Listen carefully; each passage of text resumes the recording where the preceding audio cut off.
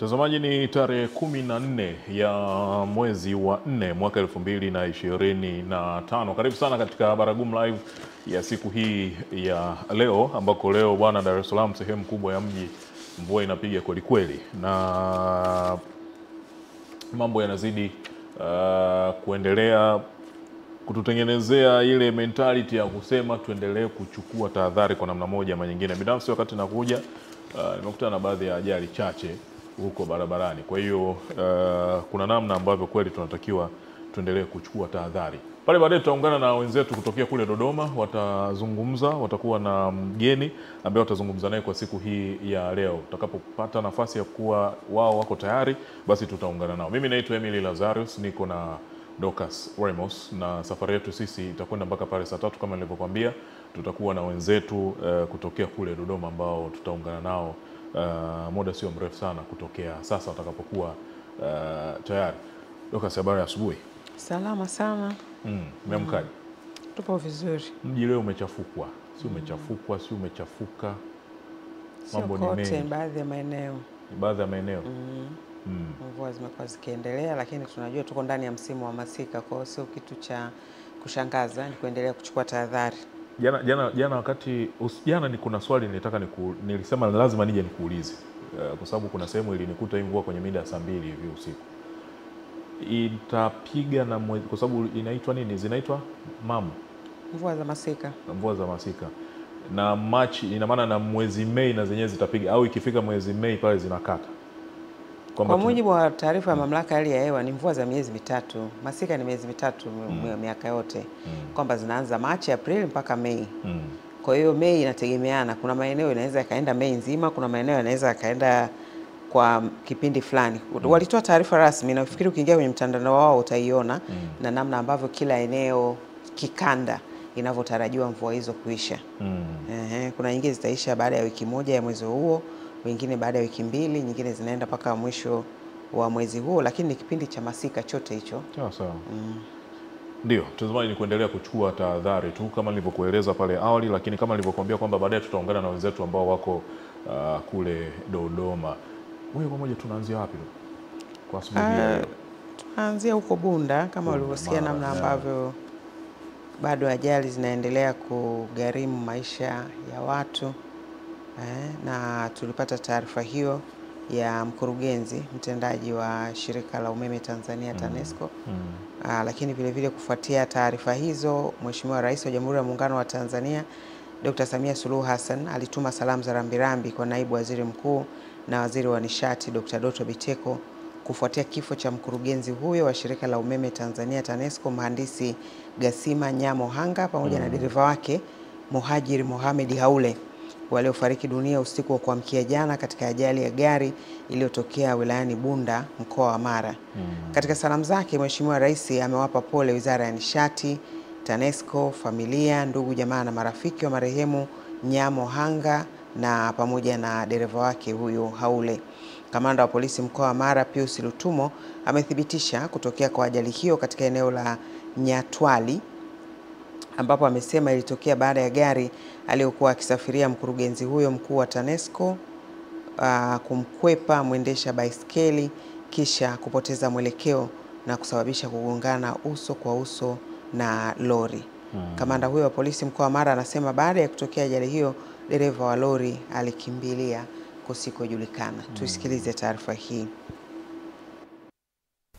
Ajali hiyo imetokea tarehe 13 mwezi wa 4 2025 majira ya saa 7:30 za usiku huko Nyatwali Ndabaka, eneo la hifadhi ya Serengeti, wilaya ya Bunda, mkoa wa Mara, katika barabara ya Mwanza Msoma, ambapo gari namba T 385 EHM Toyota Land Cruiser ikitokea Mwanza kwenda Bunda iligongana na lori lenye namba za usajili T 396 HEHR Scania likiwa na tela lenye namba za usajili T 833 ACD na kusababisha vifo vya watu wawili ambao ni mhandisi Boniface Gisima Nyamo Hanga mwenye umri wa miaka 56, Mkuria na mkazi wa Dar es Salaam, ambaye ni mkurugenzi wa TANESCO Tanzania,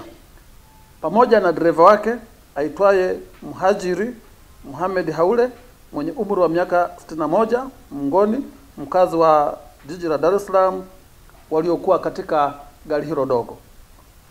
Uchunguzi wa awali umebaini kuwa chanzo cha ajali hiyo ni uzembe wa dereva wa gari dogo kumkwepa mwendesha baiskeli na kushindwa kulimudu gari lake, na hivyo kugongana uso kwa uso na lori alilokuwa anapishana nalo. Kwa kikubwa ni namna ambavyo ajali zimeendelea kugharimu maisha ya watu. Tunaendelea kutoa pole tu kwa familia na wafanyakazi wote wa shirika la umeme Tanzania TANESCO kwa msiba huu mkubwa. Basi tukimaliza taarifa hiyo, tuna taarifa pia ya tuzo kwamba inatokea kule Dodoma ambako serikali imewahimiza wananchi kumwenzi baba wa taifa hayati Mwalimu Julius Kambarage Nyerere kwa kuwachagua viongozi walio bora watakaoendelea kuleta maendeleo ya watu, lakini vile vile na taifa kwa ujumla. Hii taarifa mwanahabari wetu Kuringe Mongi alitutumia, tuisikilize na kisha tutarejea. Kama sio juzi zako, kama sio. Akiwa mgeni rasmi kwenye maadhimisho ya miaka 103 toka hayati Mwalimu Julius Kambarage Nyerere azaliwe, Makamu wa Rais Mheshimiwa Dr. Philip Mpango amewahimiza wananchi kujiandikisha na kushiriki uchaguzi mkuu ujao. Baba wa taifa aliamini kuwa ili tuendelee tunahitaji watu, ardhi, siasa safi na uongozi bora. Na hivyo aliweka msisitizo katika swala la uongozi bora katika ngazi zote za uongozi wa taifa letu, kwa vile aliamini kuwa matatizo mengi yanayowasibu wananchi yalitokana na kutozingatiwa kwa misingi ya utawala bora. Mapema naibu waziri wa maliasili na utalii Bwana Dasan Kitandula akitoa taarifa kuhusu makumbusho, huku mwenyekiti wa taasisi ya kumbukumbu ya Mwalimu J.K. Nyerere Bwana Paul Kimiti akitoa ombi kwa serikali.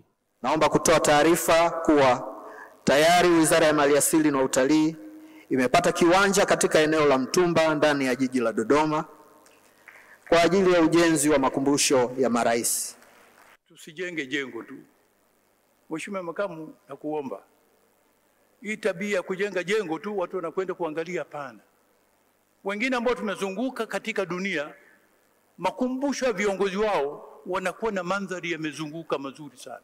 Lakini jamii nayo ikahusiwa kupata yale aliyoyasimamia baba wa taifa. Sasa ni wajibu wetu kuingia katika vitabu, kuvisoma, na kwa bahati nzuri Mwalimu Nyerere ameandikwa sana sana sana. Sasa wanaotaka kuchaguliwa, ugomvi wa nini?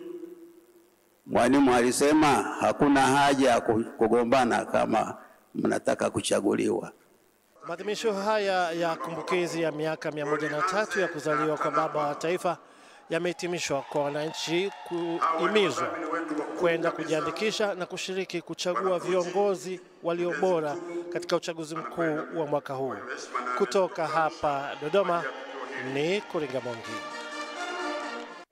Kama sio shughuli hiyo pia Mheshimiwa Rais alimwagiwa sifa nyingi sana katika kumwenzi baba wa taifa, ambapo Makamu wa Rais alisema alimpongeza Mheshimiwa Rais Samia Suluhu Hassan kwa kuendeleza misingi iliyoasisiwa na rais wa kwanza wa Tanzania Mwalimu Julius Kambarage Nyerere, ambapo alisema zile falsafa za R4 ambayo ni maridhiano, ustahimilivu, mageuzi na kujenga upya. Rais Samia ameendelea kuimarisha umoja huo wa kitaifa, na akasema Mwalimu alikuwa muumini mkubwa sana wa maridhiano, ustahimilivu na ujenzi wa taifa huru linalojitegemea, na aliongoza nchi kwa misingi hiyo ambayo rais wa sasa wa awamu ya 6 amekuwa anaiendeleza kwa vitendo. Na Dr. Mpango akasema kwa sasa Rais Samia anafuata nyayo za watangulizi wake ambao walifanya kazi ya kuimarisha tunu ya muungano wa Tanganyika na Zanzibar. Ni kweli.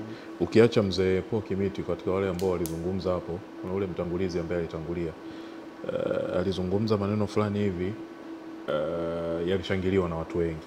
Ule wosia wa Mwalimu Nyerere wakati anafariki, kuzungumza kwamba anajua Watanzania wengi watalia na kuumia, lakini mwisho wa siku anatamani kuona ile amani ambayo imejengwa kwa muda mrefu kwa nchi yetu ya Tanzania inaendelea kuendelezwa zaidi. Amani na upendo na mshikamano ndio wosia ambao alituachia Watanzania wote kabla hajaaga dunia, na ndio iko ambacho tunakiona pia tunaendelea kukiishi mpaka leo. Ndio maana nchi yetu bado inaendelea kuitwa kama kisiwa cha amani, moja ya visiwa vya amani duniani. Umeona? Kwa hiyo watu wengi walishangilia katika hilo, na naamini bado tutaendelea kuyaishi vizazi na vizazi yale ambayo aliyaasisi mwenyewe muasisi wa taifa hili Mwalimu Julius Kambarage Nyerere. Ina maana angekuwa yuko hai, kama Mungu angependa endelee kuwa hai, tungekuwa tunasherehekea miaka yake hiyo 103 ya kuzaliwa kwake. Kwa hiyo tunajivunia kabisa. Tunatunu nchi yetu ya Tanzania. Sawa kabisa. Basi labda kwa muda uliofika sasa tungejiunga Dodoma. Yes, na ndugu zetu wa Dodoma naona wako tayari kwa ajili ya kuweza kuungana na sisi. Namuona Kuringe Mongi, habari ya asubuhi, na tueleze hali ya Dodoma, lakini karibu moja kwa moja katika Baragumu Live na tueleze leo mna jambo gani. Karibu sana. Mimi ni Kuringe Mongi nikiwa na mwenzangu Roda Simba, tutawaletea matangazo ya moja kwa moja kutoka hapa Dodoma. Na leo tumebahatika kuwa na mgeni kutoka hapa bungeni ambaye ni mbunge wa Geita mjini, Mheshimiwa Konstantini Kanyasu. Habari ya asubuhi Mheshimiwa mbunge. Nzuri kabisa, sijambo. Sasa ungetueleza bajeti ya ofisi ya Waziri Mkuu imeanza na sasa hivi inaendelea kujadiliwa. Nini maoni yako kuhusiana na miradi ya maendeleo katika bajeti ya mwaka 2025-2026? Nakushukuru sana na nishukuru Channel 10 kwa kupata nafasi hii.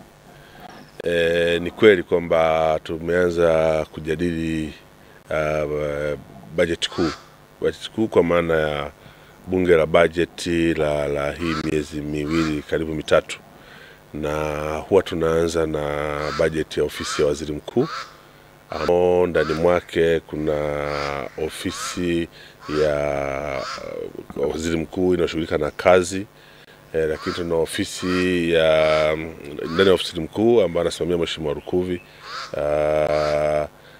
na hizi ofisi zote mbili pamoja na ofisi ya naibu waziri mkuu ndio taarifa ambayo alitoa Mheshimiwa Waziri Mkuu, lakini ikiwa ni pamoja na utekelezaji wa miradi mbalimbali, taarifa utekelezaji wa miradi mbalimbali kutoka kwenye wizara karibu zote.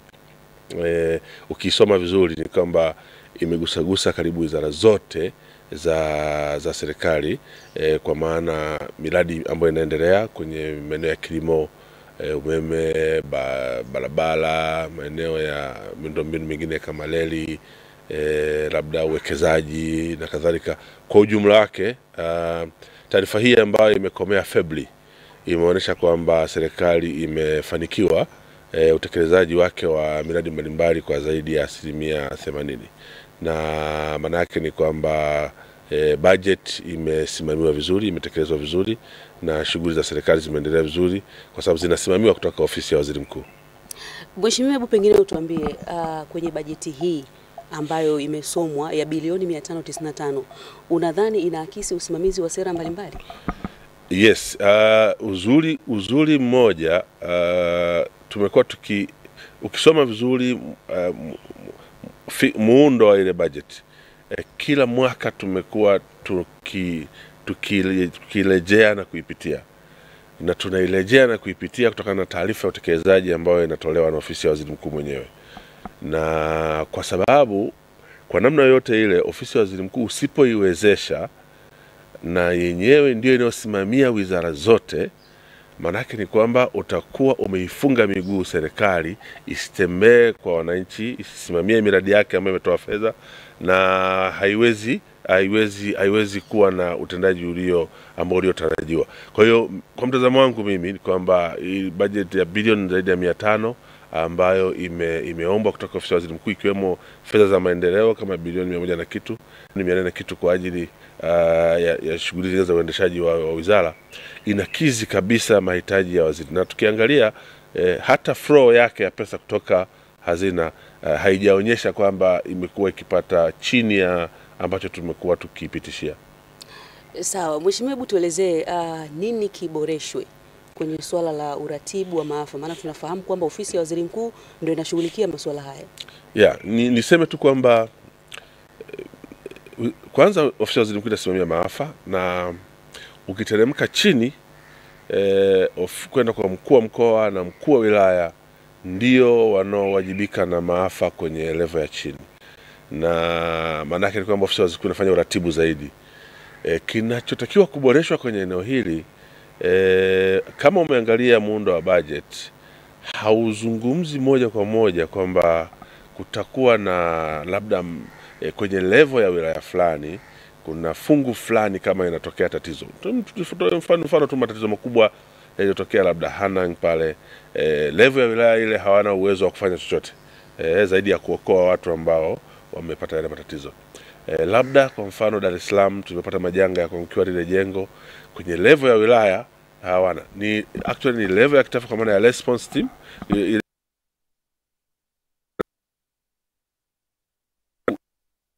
pale vyombo vyake vile.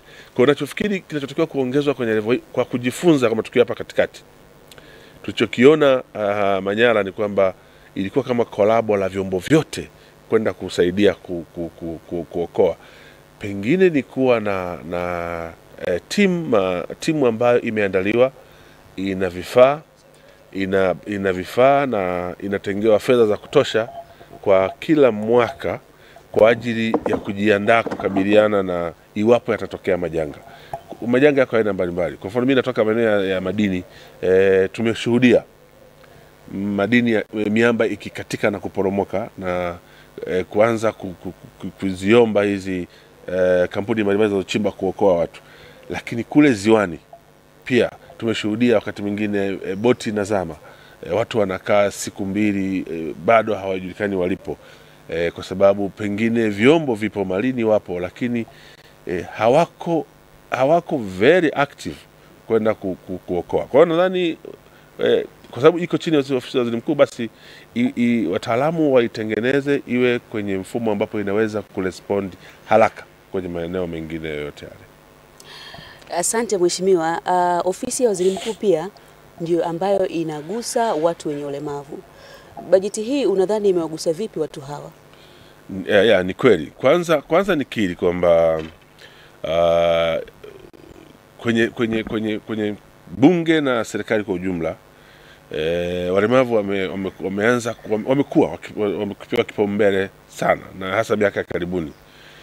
Hata katika sheria ambazo tunatunga kwenye ajira, ukiangalia vizuri na kutolewa ajira, kimewekwa hasa kipengele kwamba kama mlemavu ana sifa zinazotakiwa apewe kipaumbele. Mimi nafikiri jambo hilo ni la kujivunia kama nchi.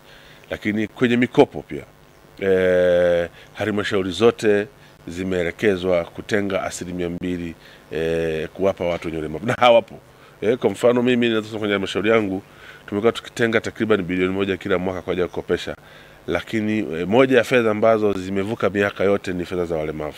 Watapatikana 2 watatu na wameomba milioni 5 10, na sisi tumetenga milioni 200. Kwa hiyo sera inatambua uwepo wa walemavu na imeweka mazingira ya kuwarahisishia walemavu kufikia fursa mbalimbali. Sasa hapa tukilaumu serikali, nadhani ni namna ambavyo walemavu kwanza wamehamasishwa kuona ulemavu ule sio mzigo kwao, lakini kuzikaribia hizo fursa. Nadhani hilo ni jambo la msingi sana, kwa sababu tumekuwa na shida ya fursa inakuwepo, lakini watu wachache wanajua zipo.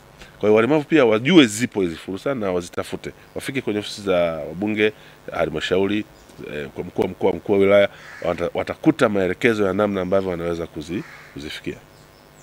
Sawa, Mheshimiwa, tugusie swala la ukimwi.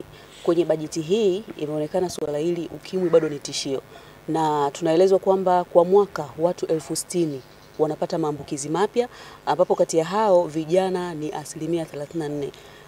Ni asilimia kubwa kwa vijana. Ni upi mkakati wa serikali unadhani wanaweza kuwafikia vijana hawa katika kuwapa elimu?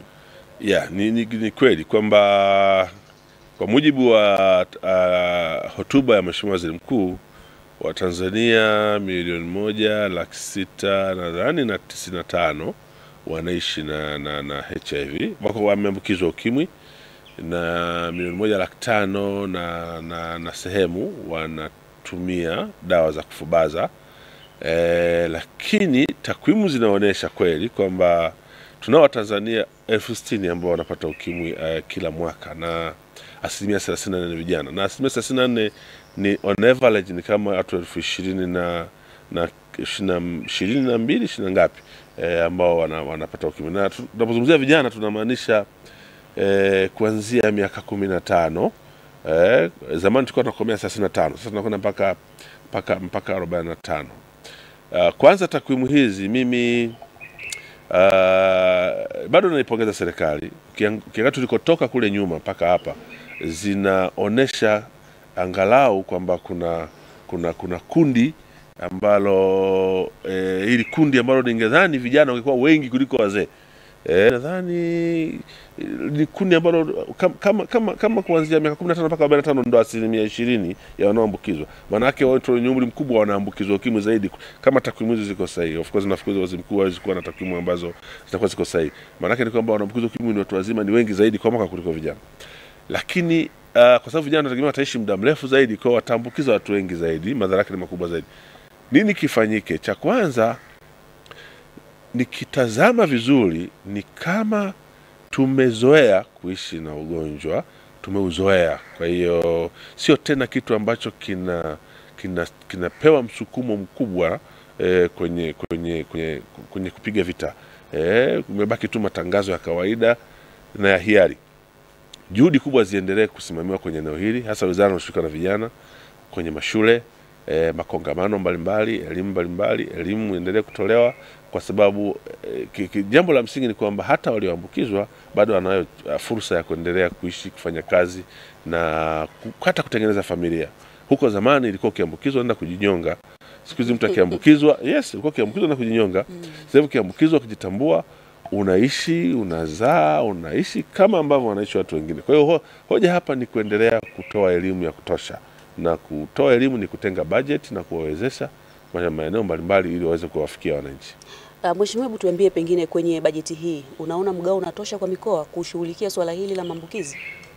Kimsingi haitoshi, lakini ukimwi na huwa unashughulikiwa na taasisi vingi ambavyo vinafikia, havitegemei mfuko tu wa Waziri Mkuu. Yaani ukiangalia utakwenda kule chini utakuta kuna watu wako Action Aid, kuna kina nani, wengi na mashirika mengine kutoka nje ya nchi ambayo yanashughulika na utoaji wa elimu, NGOs mbalimbali. Kwa mimi nadhani serikali kama kwenye eneo lake hili, hata kama pesa hii haitoshi, bado pengine ni kuyapa nguvu zaidi mashirika ya kijamii ambayo yamejibu kushughulika na jambo hilo, basi kuwafikia zaidi wananchi wengi na pengine kuweka mwongozo mzuri wa kwamba tunahitaji, maana kila kitu kinabadilika, hata tabia zimebadilika. Sasa hivi siamini kama maisha yetu yanafanana na watu wa mwaka 95, mwaka 90. Watu wa mwaka 2005 wanatofautiana sana, na tabia zimebadilika, hata namna ambavyo wanatafuta taarifa wanabadilika. Kwa hiyo lazima tuende na wakati huo. Mheshimiwa, katika bajeti hii pia kuna swala la vijana na hili limezungumziwa. Wewe nini maoni yako kuhusiana na bajeti hii ya ofisi ya Waziri Mkuu kwa upande wa vijana? Niseme kwamba kwanza ofisi ya Waziri Mkuu inadili na vijana, na waziri anashughulika na vijana. Mheshimiwa Ridhiwani Kikwete nimemuona mara kadhaa akizungumza kuhusu sera mpya kwanza ya vijana ambayo ni ya mwaka 24-25 ambayo ilizungumzwa. Ukitazama vizuri dunia ambako inakwenda na namna sera imeundwa, ni kwamba serikali imejielekeza zaidi kwenye kuandaa vijana kujiajiri, na hili ndivyo dunia nzima ilivyo, kwa sababu hata ukitaka kuwaajiri vijana hautaweza kuwaajiri kwa sababu vyombo vya kuwaajiri wote kwa maana wao watumishi wa umma haipo. Lakini ndani mle unaona kwamba tumehamasishwa kwenda kwenye digital zaidi, lakini kwenda kwenye kuwa na ujuzi yani kusoma, kupata ujuzi ambao utautumia kwenye kujiajiri mwenyewe, lakini kwenye kufanya kazi. Lakini sera imetaja fursa mbalimbali. Yani kimsingi ni kwamba nimeona Mheshimiwa Waziri Mkuu na kwenye hotuba yake amezungumza vijana karibu peji 2. Maanake ni kwamba jambo hili limepewa umuhimu mkubwa. Na katika mazingira ya sasa ukiangalia kwenye taarifa ya sensa ni kwamba vijana ni wengi kuliko wazee, na asilimia kubwa kwa kweli hawana kazi. Kwa hiyo ni swala la kusimamia usimamizi, hasa kwenye maeneo mbalimbali ambayo serikali inatoa fursa ya uwekezaji, vijana kwa sababu wana ujuzi waweze kupata ajira. Mheshimiwa, ofisi ya Waziri Mkuu ndo inashughulika na masuala ya kazi. Bajeti inasemaje kuhusu wafanyakazi? Unajua nilichokiona kwenye bajeti ya Mheshimiwa Waziri Mkuu, na hasa kwenye level hii ya mtendaji mkuu wa serikali kwa maana Waziri Mkuu msimamizi, imejielekeza kwenye kuhakikisha kwamba wafanyakazi kupitia wizara zao mbalimbali, kupitia maeneo mbalimbali, na of course ni ahadi ya serikali na kila mwaka wao inafanya, hasa tunapokwenda sasa kwenye Mei Mosi na kadhalika, huwa kuna masurufu mbalimbali vinaongezeka. Lakini ukitazama ofisi ya Waziri Mkuu imejielekeza zaidi kwenye kuhakikisha kwamba wafanyakazi wanaoajiriwa na wanaofanya kazi wanakuwa na ujuzi wa kutosha, wanaojituma, ambao wanafahamu malengo na madhumuni ya serikali. Na moja nadhani ya sifa ya mafanikio ya serikali hii imekuwa kwamba kila mwaka tunachokipanga kinafanikiwa, kwa sababu watumishi na wafanyakazi ambao kwenye wizara mbalimbali wanafahamu mwelekeo na malengo ya serikali ya Dr. Samia Suluhu Hassan. Jambo kubwa hapa tutofautishe tu kwamba kumekuwa na malalamiko madogo kuhusu labda ongezeko la mishahara na kadhalika, ingawa Mheshimiwa Rais katika miaka hii yake michache amejaribu kuongeza, lakini maisha pia yamepanda. Hatuwezi kukataa kwamba gharama za maisha zimeongezeka na mfumo umebadilika. Kwa hiyo wafanyakazi wameendelea kufikiri kwamba wanatakiwa kupewa zaidi, lakini kikapu, maana mimi nimekaa kwenye bungeni sasa mwaka wa 10. Ukitaka kuongeza mishahara, kubadilisha wafanyakazi, maana yake usimamishe miradi mingine yote ya maendeleo, ubakize kulipa wafanyakazi, alafu usijenge barabara, usinunue ndege, usijenge meli, usifanye kitu chochote, jambo ambalo halitawezekana. Kwa hiyo imewagusa wafanyakazi kwa maana ya kuwasimamia na kuhakikisha maslahi yao yanapatikana, lakini pia wao kuwataka waweze kutimiza wajibu wao. Asante Mheshimiwa, lakini pia kwenye bajeti hii tumeona mfuko wa Bunge pia umewasilisha bajeti yake. Unadhani fedha hizi zinatosha, na kama hazitoshi nini kifanyike? Mimi sasa kama mbunge hapo lazima nikiri ukweli kwamba ukichukua takwimu za mabunge ya Afrika Mashariki,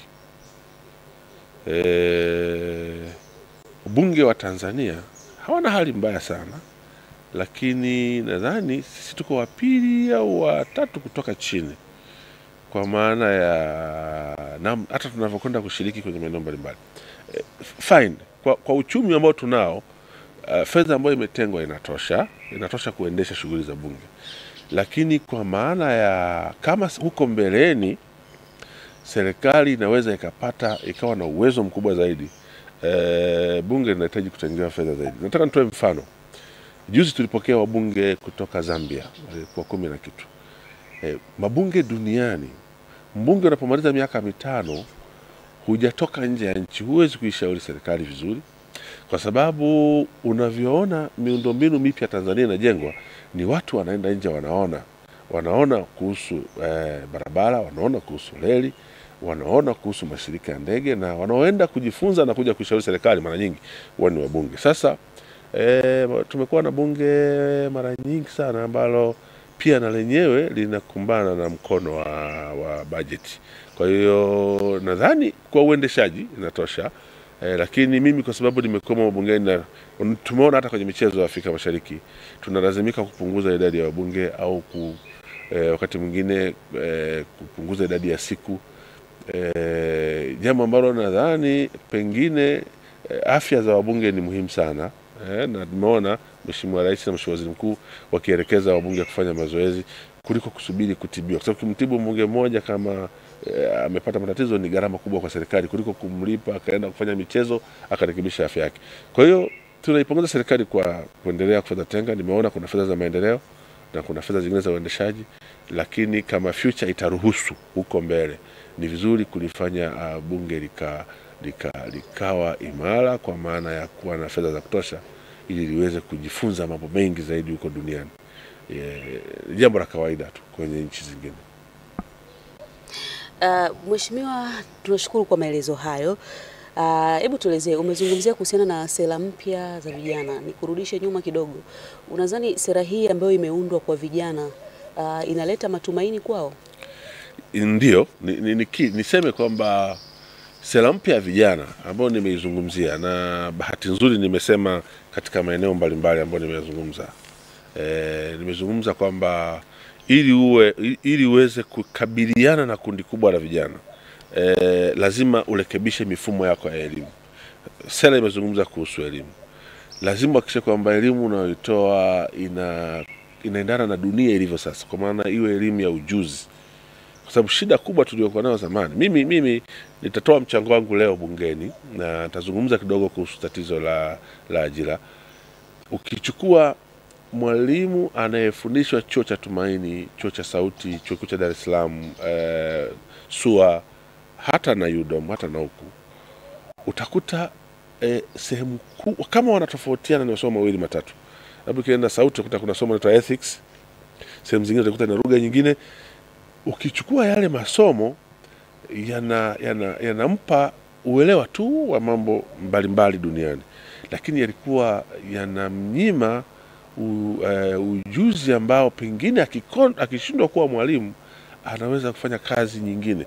Pengine tungelikuwa na walimu ambao wanaweza kuwa watangazaji wa TV, tungelikuwa na walimu ambao anaweza akaajiriwa kwenye ofisi akawa mtendaji wa kata, akawa nani, kwa sababu wamesoma elementi za utawala. Sasa ukisoma vizuri ile sera inataka kutoa elimu yenye ujuzi, yenye ubunifu, ambayo italeta mapinduzi makubwa ya matumizi ya kidijitali.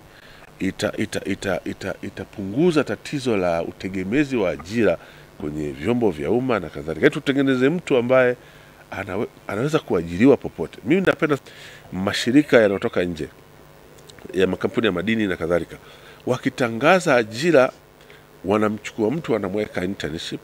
Kama wanataka kumpeleka sehemu watamtrain wao. Tanzania hatukuwa na madampa operator manani, walikuwa na madereva tu. Wanachukua mtu ni dereva wa kawaida na leseni class C, wanamweka kambini, wanamfundisha kuwa dampa operator, wanamfundisha kuwa nani. Then baada ya miaka miwili yule anakuwa expert, anayepelekwa Nigeria, anapelekwa Ghana. Hiki ndio kitu ambacho nakifikiria mimi. Yaani studies za maisha, yani kuna vitu vipewe kipaumbele, kudili na issue za mazingira na kadhalika. Sasa hii sera imezungumza hivyo vitu vyote, na ndio maana nikasema kwa maana ya namna ambavyo Mheshimiwa Waziri Mkuu ameiweka, amejipa muda wa kutosha kuielezea pale ndani. Sasa ni issue ya namna ambavyo itakwenda kusimamiwa na kuhakikisha kwamba haya yaliyozungumzwa yanawafikia vijana. Mheshimiwa, kuna swala la ajira ambao ofisi ya Waziri Mkuu nayo inalisimamia. Katika bajeti hii, wewe mtazamo wako ni upi na nini mchango wako, kama bajeti hii inatosha au kuna vitu vya kuongeza? Mimi nadhani hapa kwenye bajeti hii zimetajwa ajira. Mheshimiwa Waziri Mkuu amesema katika kipindi cha kwenye utekelezaji wa miaka hii mitano ya mpango wa maendeleo, ajira takriban milioni 8 na 60,000 kitu zimepatikana, na vyanzo vimeelezwa maeneo mbalimbali samani. Uwekezaji kutoka nje, kuna ongezeko la mitaji kutoka dola bilioni 4.7 mpaka dola bilioni 7.5. Maana yake ni kwamba kuna mashirika mengi ya nje yaliyoingiza mitaji yameingiza, lakini pia serikali kupitia uwekezaji mbalimbali. Unajua ajira duniani serikali inabuni. Kuna watu wanalalamika kwa nini tunajenga mavitu mengi. Ni kwa sababu hawajui. Yaani duniani serikali lazima ianzishe mambo ambayo yataleta mzunguko wa pesa kwa watu. Na unapoanza kujenga kwa mfano reli, kuna vijana karibu 10,000 wataajiriwa mle barabarani, labda na ngapi. Kuna kina mama watauza chakula. Kwa hiyo trickle down effect ni kubwa ya ule uchumi. Unapoanza kujenga bwawa, jamii ile ya watu wa Rufiji maeneo yale wote wameuza kuku, mbuzi, nini, wamekuwa wafugaji, wafanya biashara. Unapoanza kujenga bomba la mafuta, manake along the line kutoka kule mpakani mpaka Tanga umeajiri grupu kubwa. Kwa hiyo miradi ambayo serikali inabuni na kutumia fedha nyingi na kukopa na kupeleka, haiji tu kwa sababu inataka kujifurahisha. Yaani inakuja kwa sababu ni kupitia miradi hiyo tunatengeneza ajira. Lakini huyo anayepata ajira baada ya mradi hata baki hivyo, atakuwa kishajenga nyumba, atakuwa kama alikuwa hajaoa ameoa, kama mtoto hajasoma amesoma, lakini atakuwa amepata mtaji wa kufanya vitu vingine. Kwa hiyo ataanza kujiajiri mwenyewe, kuajiri watu wengine. Kwa kwenye uchumi falsafa ni pana. Serikali ikisema imetengeneza ajira, maana ni kwamba yani kuna kundi kubwa ambalo litakuwa limetolewa kwenye level moja kwenda kwenye level nyingine kutokana na mikakati na vitu ambavyo serikali ilivibuni na kuvianzisha katika wakati fulani, ambavyo ndio kilichotokea kwenye awamu hii ya Mheshimiwa Dr. Samia Suluhu Hassan. Mheshimiwa, hebu tuambie yapi mafanikio ya utekelezaji wa miradi ya maendeleo kwa kipindi cha miaka 4 ya serikali hii ya awamu ya 6? Yes, kimsingi yani swali ni kubwa sana kwa sababu katika kipindi ambacho tumeshuhudia na tumeona vitu vingi vikubwa vikifanyika na kukamilika, sio vikiendelea kufanyika. Ni kipindi hiki cha miaka 4 ya Mheshimiwa Dr. Samia Suluhu Hassan. Naweza kuzungumzia nianzie, mara nyingi tunapenda kuanzia juu kushuka chini. Mimi nianzie chini, kwenye level ya chini. Ukiingia bungeni ukisikia watu wanasifia kuhusu vituo vya afya, hospitali za mikoa. Mimi mkoa wangu haukuwa na hospitali. Walikuwa wanatumia hospitali ya halmashauri. Lakini zimetumika zaidi ya bilioni 40, hospitali ya mkoa imejengwa, imekamilika na inafanya kazi. Na vifaa vingi vikubwa vya kisasa ambavyo zamani tulizoea kuviona Muhimbili na Bugando vipo Geita. Lakini tuna hospitali ya kanda ambapo kuna uwekezaji mkubwa sana umefanyika, iko kule Chato, ambapo na kwenyewe kuna vifaa vingi vya kisasa. Sasa kwenye afya hatujaanzia kwenye mikoa, tumeanzia kwenye kata, tarafa na kadhalika, vituo na kadhalika. Vimesimamiwa na vimekamilika na vinafanya kazi. Na jambo jema ni kwamba na watumishi wameajiriwa, wameenda. Huko nyuma sisi tulijenga zahanati na zimefungwa kama miaka 3-4, hamna watumishi. Sasa hivi zimefunguliwa na zinafanya kazi. Kwenye elimu vile vile tumejenga shule mpya nyingi sana. Mimi miaka yangu nimejenga shule mpya 16.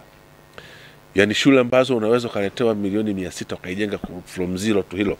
Yaani unaanzia zero mpaka inakamilika na wanaanza kusoma. Ni shule nyingi ambazo zimejengwa zimekamilika. Achana na madarasa ambayo tuliletewa fedha tukajenga madarasa zaidi ya 300. Shule maalum za wasichana, mimi kwangu imejengwa shule moja na shule zingine. Tukihama huko miradi mikubwa ya maji, mimi kwangu na mradi mkubwa wa maji wa bilioni zaidi ya 130 ambao unaendelea kutekelezwa kwa zaidi ya 60%. Unafanyika vizuri. Tuna miradi ya barabara na mradi wa zaidi ya bilioni 20 kitu unaendelea pale kwenye halmashauri yangu.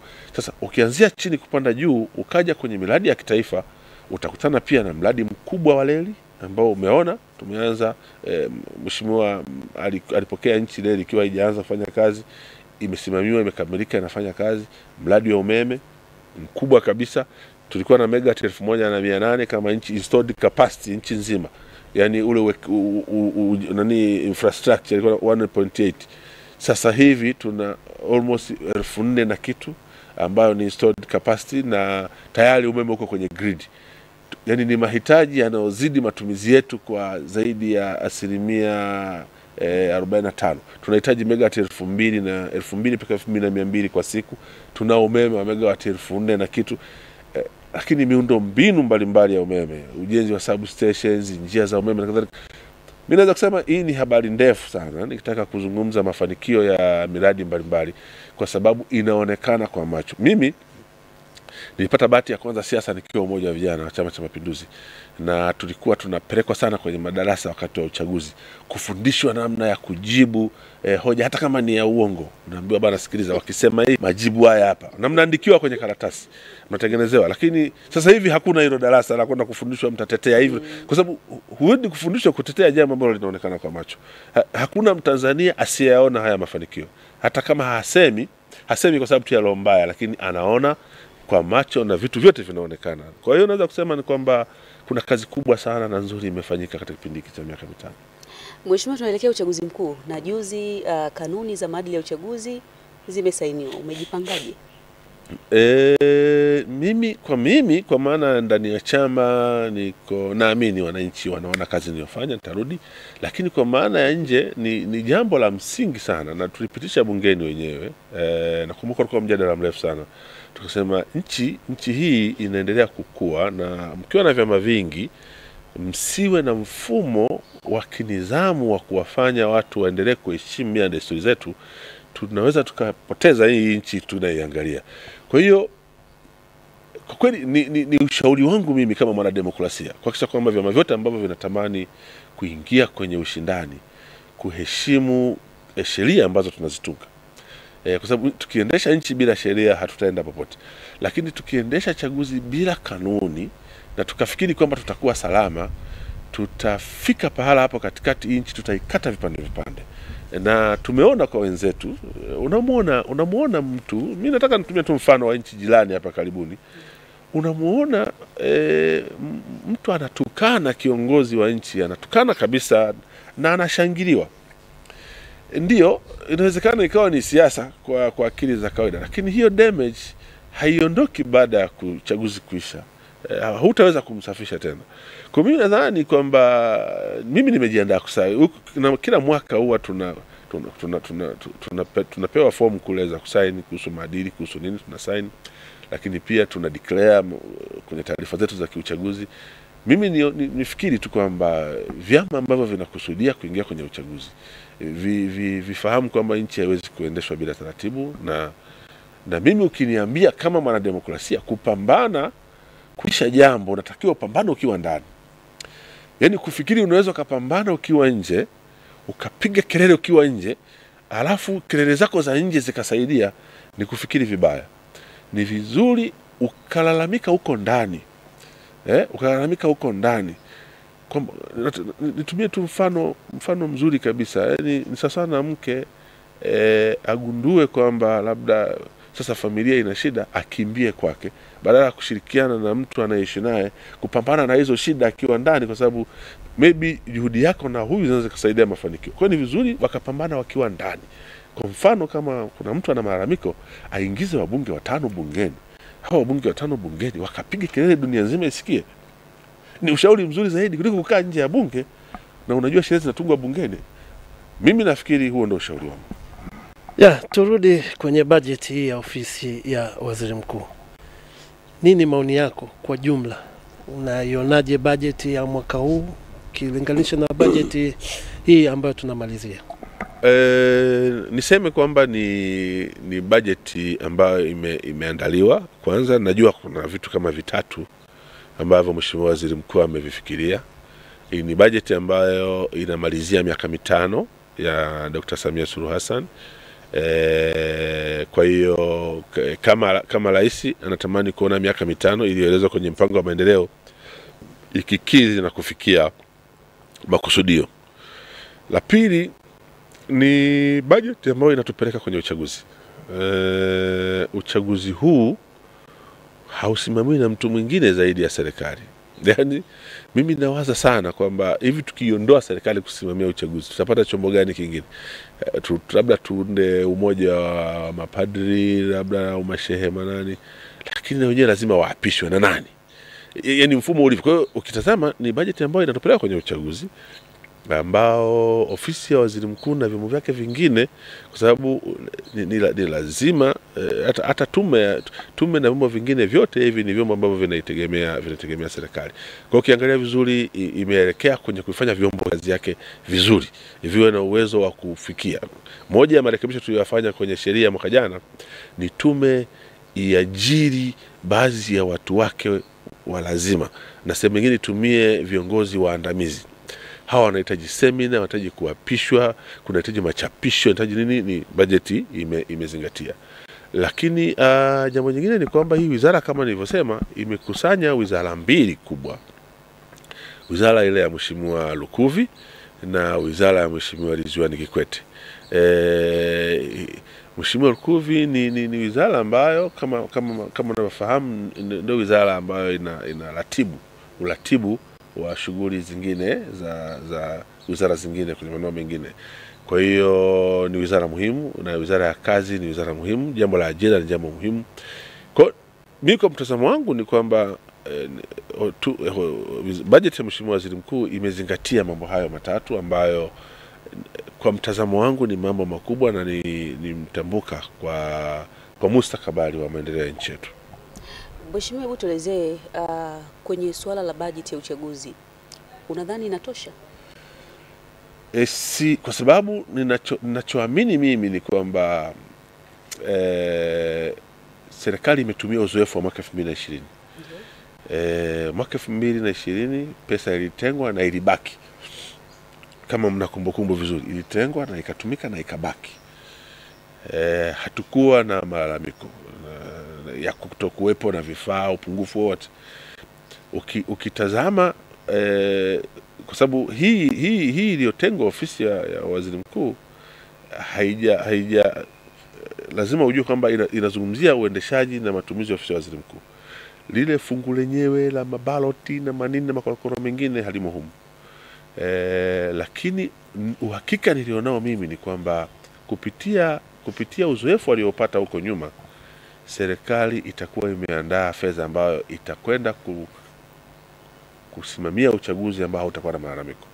Na kwa sababu sisi ni nchi ya kidemokrasia na Mheshimiwa Rais kupitia fawara na uhakika anatamani kuithibitishia dunia kwamba yeye wabunge watakaopatikana, madiwani watakaopatikana, na rais atakayechaguliwa atachaguliwa kutokana na kula za wananchi. Na jambo hili kutokana na maandalizi tunaliona kwa macho. Kwa hiyo mimi na uhakika bajeti hii itatosha. Sawa, Mheshimiwa, pengine utuambie tutarajie kampeni za namna gani kufuatia zile kanuni ambazo zimesainiwa? Cha kwanza mimi nadhani sasa vyama vijielekeze kwenye kuzungumza ilani ya uchaguzi, kuzungumza matatizo ya Watanzania. Sisi tunazungumza matatizo ya Watanzania.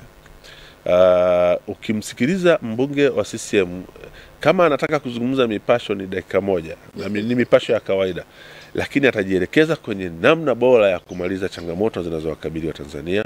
Na ilani ambayo tunao sisi, bahati nzuri huwa tuna mwongozo, tuna mwelekeo kulingana na maelekezo ya chama, lakini huwa tuna ilani ambayo inatuongoza. Kwa hiyo ni matumaini yangu mimi kwamba tutarajie ilani yetu itakuwa imeangalia tulipokomea kwenye miaka hii mitano, na imetuelekeza wagombea kama Mungu atapenda na nitateuliwa na chama changu, vitu gani vya kuzungumza kwenye uchaguzi, vitu gani vya kuishauri serikali. Na tumeshauri serikali mambo mengi sana. Mchukulie tu mfano, mimi kwenye eneo langu la Geita, uchumi wangu mkubwa uko maeneo matatu: kilimo, madini pamoja na uvuvi. Ingawa kwangu sivui, lakini kwa sababu ni wilaya ile kuna uvuvi. Tumeishauri sana serikali kuhusu matumizi sahihi ya Ziwa Victoria. Sasa hivi kuna shida ya magugu maji ambayo yakiachwa yaendelee hivi, miaka michache ijayo hatakuwa na samaki hata mmoja, kwa sababu samaki wanazaliwa offshores, hawazaliwi katikati ya ziwa, na magugu maji yanaendelea kutengeneza visiwa kwenye Ziwa Victoria. Kwa tumeishauri serikali na serikali imesema inafanyia kazi. Kwenye madini tulishauri serikali karekebisha sheria. Tulikuwa na nchi ambayo madini yanaenda, lakini wananchi wanabaki pale maskini. Leo ukifika Geita, hali ya wananchi wa Geita sio maskini kama ilivyokuwa zamani. Lakini pia ni madini sasa yanachimbwa na kila Mtanzania, na bahati nzuri sana mchango wa wachimbaji wadogo ni karibu 40% ya mapato ya serikali kwenye kodi. Lakini pia kwenye kilimo tunaona mafanikio makubwa ya kilimo. Sasa Geita unaweza unakuwa na chakula cha kujitosheleza kwa maana ya mpunga, mahindi na kadhalika. Lakini tunaendelea na kilimo cha mazao mengine ya biashara kama pamba. Kwa hiyo mimi nasema tutaendelea kuishauri serikali kwenye maeneo ambayo tunadhani kwamba haya ndio maisha ya wananchi, lakini kimsingi tumekuwa tukizungumza shida za wananchi na serikali ikizipokea na kuzisikiliza. Zipo changamoto ambazo hatuwezi kusema kwamba tumemaliza. Kwa mfano tunazungumzia mradi mkubwa wa maji ambao unatekelezwa, ni wananchi maji hawajawafikia ingawa usambazaji uko zaidi ya 70%. Tunazungumzia barabara zinajengwa, lakini ukitazama pale ni manispaa, na tunamshukuru sana Mheshimiwa Rais kipekee kwa niaba ya wananchi wa Geita. Tunamshukuru Mheshimiwa Rais kuifanya Geita kuwa manispaa, lakini manispaa zinataka lami. Tunataka kufanana na Dodoma, tunataka kufanana na miji mingine, ndio tunachotaka sisi. Tunataka Geita tufanane, na kwa kweli ni haki yetu. Tunadharisha pesa nyingi sana kwenye uchumi wa nchi hii, tunadhani ni haki yetu angalau serikali tukumbuke. Kwa hiyo yako mambo mengi kwa kweli ambayo ya kuzungumza kwenye uchaguzi badala ya kwenda nje ya box. Sawa, Mheshimiwa, kwa upande wa madini umezungumzia kwamba wananchi wa Geita shughuli kubwa wanaoifanya mojawapo ni madini. Kwenye bajeti hii wameguswa kwa asilimia ngapi? Taarifa ambayo Mheshimiwa, hotuba ya Waziri Mkuu kimsingi imezungumza tu namna ambavyo sekta ya madini imekuwa, namna ambavyo wachimbaji wadogo zaidi ya 5,000 wamepata leseni za uchimba za kwa maana ya PML, namna ambavyo leseni za utafiti zimetolewa kwa maana ya PL, lakini uongezaji thamani wa madini imezungumza. Kwa namna ambavyo ilivyo, naweza kusema sisi Geita ni wafaidika nadhani namba moja katika nchi hii wa usimamizi wa sera hii ya madini, kwa sababu kupitia Mheshimiwa Rais alibadilisha matumizi ya pori la Kigosi. Kigosi ilikuwa ni National Park. Nikisema National Park, kwa mujibu wa sheria hauruhusiwi kutoa chochote. Hata mnyama akifa unamwacha afe aoze. Ukikuta mti umeanguka unauacha ufe uoze. Sasa tumebadili ile sheria, tumepeleka kwenye level ya chini ya Forest Reserve, na Forest Reserve unaruhusiwa kupata kibali cha kuvuna madini yako mle, kufuga nyuki, kufanya chochote unaweza kufanya kwa kibali maalum. Sasa tumetengeneza leseni zaidi 2 na zingine zaidi ya 2,000 zinauzwa.